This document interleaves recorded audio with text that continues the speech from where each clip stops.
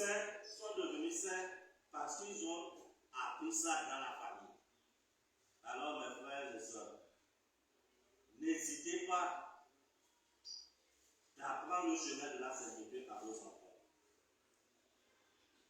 La famille est une école d'amour.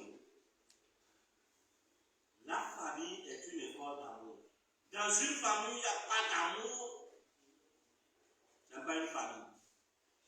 Ce n'est pas une famille. Une jeune femme, mère de plusieurs enfants, apprend lors d'un examen prénatal qu'elle a une tumeur à l'utérus et que sa grossesse risque de lui être fatale. Pour essayer de la sauver, les médecins lui posent un douloureux dilemme. Choisir entre sa propre vie et celle de son enfant. Seul un avortement volontaire peut encore lui éviter le pire. Placée devant l'alternative, elle décide de garder l'enfant à l'accouchement. Toute la famille retient son souffle. L'enfant est vivant, mais elle meurt 7 jours plus tard à l'âge de 40 ans. C'était en 1962 et la jeune femme dont l'émouvante histoire provoque des frissons. Elle s'appelle Chiara Bernata Mola. C'est une Italienne.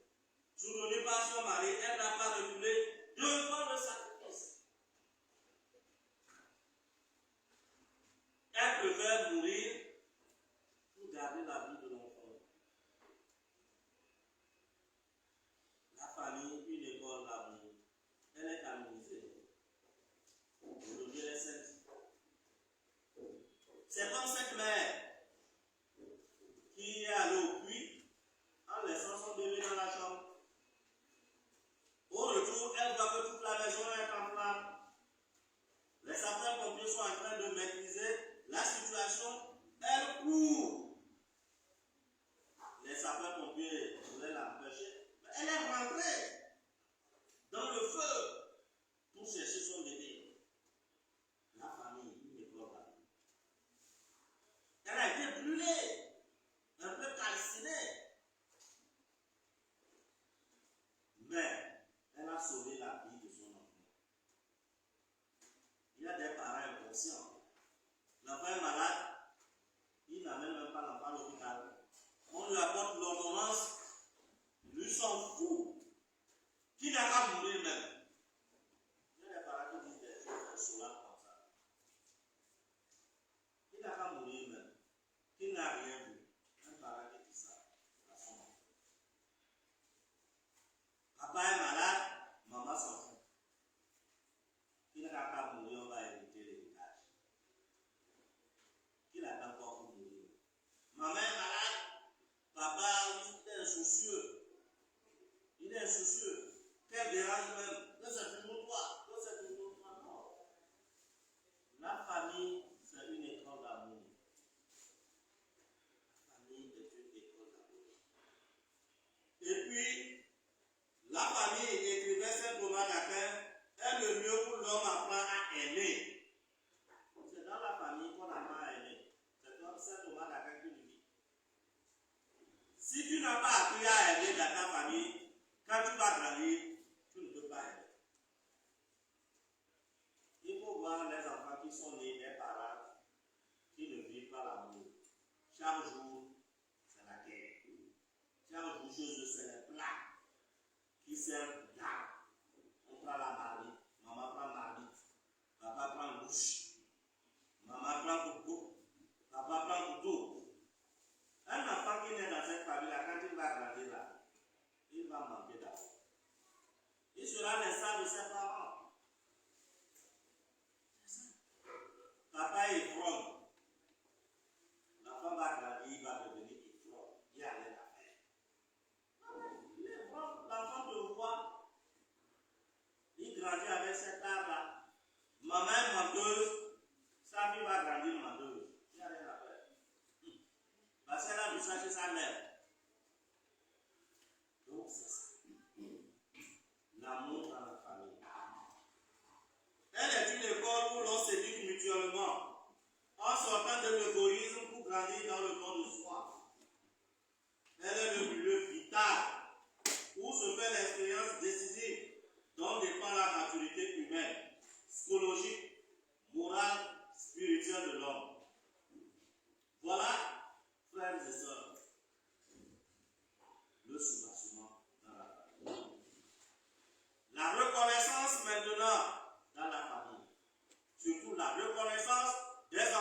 vers les parents. Je vous raconte cette histoire d'une femme qui avait son fils. Elle était bien presse. Elle ne faisait rien comme travail. Elle fabriquait des canaris avec de l'argile et elle vendait au marché. Elle prend, elle donne à son enfant, l'enfant va à l'école. Alors elle fait des activités pour mettre à l'aise son enfant. L'enfant allait bien à l'école, il a réussi au bac, il a fait une licence, une maîtrise, il est allé en Europe, il a continué ses études, il est devenu, comme disait le Togolais, grand capeur, directeur général d'une société. Sa maman, la vieille, était dans une case ronde toujours, avec des pailles. Moi, chez moi, on aime beaucoup les cases rondes et puis les pailles. Donc la vieille était dedans. Et une fois, on appelle le fils, mais quand il est là, depuis la fin de revient au village, on lui dit, mais ta maman est malade. Il a mis tous les numéros des gens du village sous l'effet de la boîte noire. Donc, on ne peut plus l'appeler. Le jour où il a appris le décès de sa maman, c'est le jour où il est rentré au village. Et quand il est rentré au village, il a fait beaucoup de choses.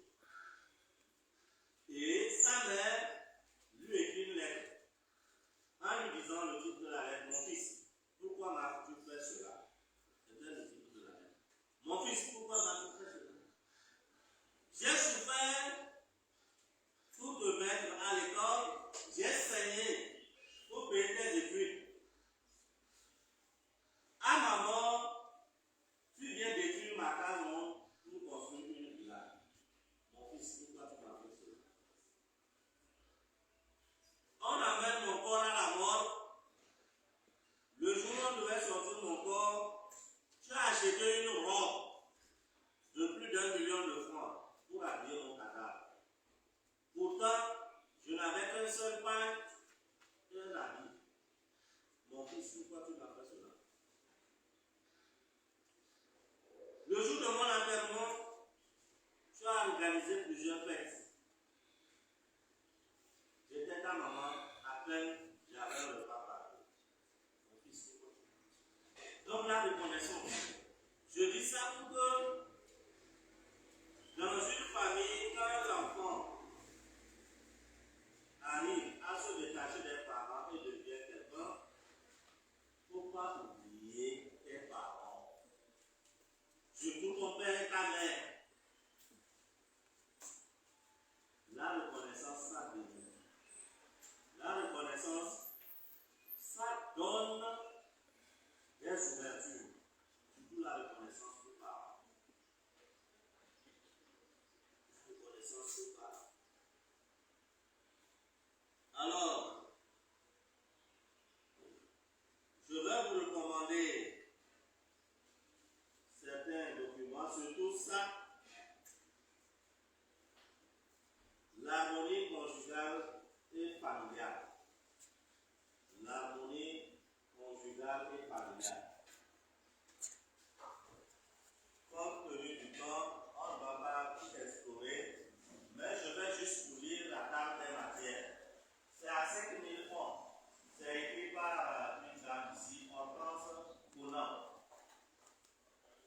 Hortense Conan, je crois que. Hortense Conan, coach matrimonial depuis 2007, est mère de 4 enfants, fondatrice de Trinité Couple et Famille, une agence de coaching, formation et de mise en relation au service des personnes seules, célibataires, veuves, divorcées, fiancées, couples et mariés. À travers l'agence, elle organise des rencontres sérieuses pour les célibataires afin de favoriser le mariage et organiser des conférences, coaching pour les couples afin de diminuer le divorce. Donc j'avais pris ce livre à 5000 à la librairie. Alors,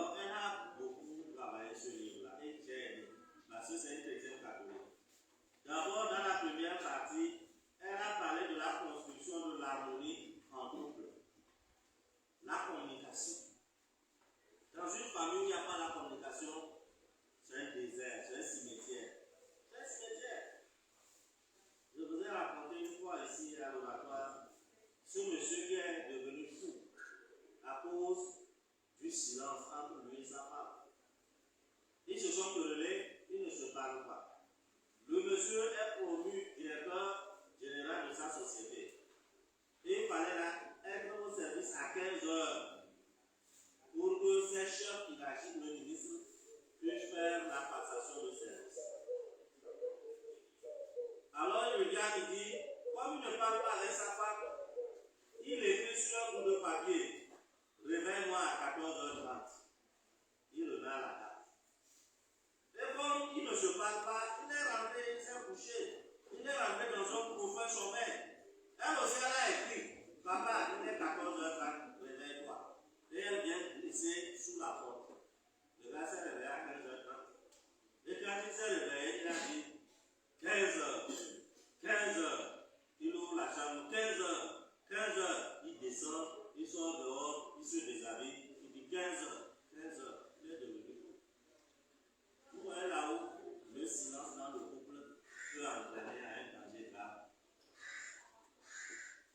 Si tu écoutes, toi, je dis papa, effectivement, il est 14h30. Je te connais. Quand toi tu dors là, si on ne tape pas fort la porte, tu ne te réveilles pas. À cause du silence.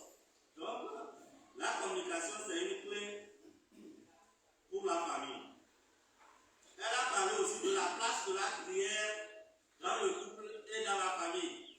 L'importance de la prière dans le couple. J'ai déjà anticipé ça. Renforcer l'harmonie dans le couple. La prière revêt 4 principales dimensions. Elle a cité les dimensions. Au chapitre 3, elle parle des mécanismes de résolution de conflits dans le couple. Comprendre les conflits conjugaux. Les conflits conjugaux, quand on les comprend, on les gère.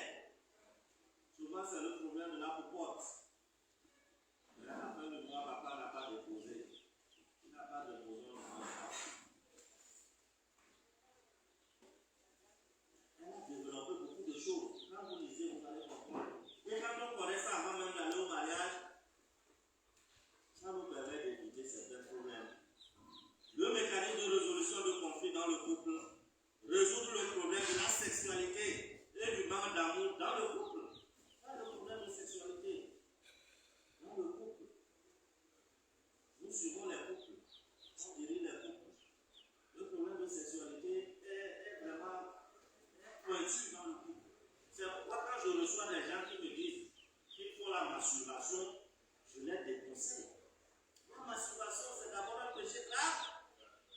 Et puis, demain, dans le couple, ça engendre des problèmes. Les couples aujourd'hui sont en instance de divorce à cause de ça.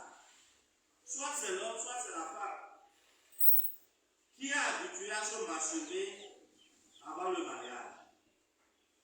Mais arrivé au couple, l'acte sexuel qui est recommandé dans le mariage, la femme n'est jamais satisfaite de son mari. Mais elle se satisfait en se masturbant. Parce qu'elle a pris les plis de la masturbation. L'homme également s'en fout pas de la présence de sa femme. Et il se masturbe, soit sacré, même l'adultère,